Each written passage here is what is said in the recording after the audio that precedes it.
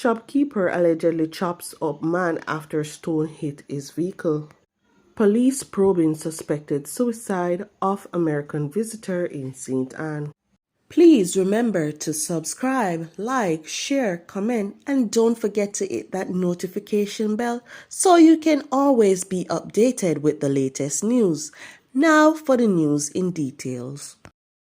A shopkeeper in Manchester is now facing a wounded with intent charge following the reported chopping of a man who accidentally hit his vehicle with a stone. The shopkeeper, 53-year-old Sackmore Green, of Waltham address in Jamaica's youngest parish, was arrested and charged following the incident in Bonita Heights last Thursday. Reports from the Mandeville police are that about 4 a.m., a man and his girlfriend had a dispute during which he threw a stone that the police said accidentally hit Green's vehicle. Green reportedly went to make a formal report to the police, returned to the location, and allegedly inflicted several chop wounds to the man. The injured man was taken to hospital for treatment.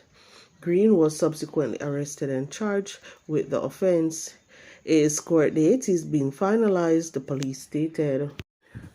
The police are probing the circumstances which led to the death of an American visitor in St. Anne on Sunday.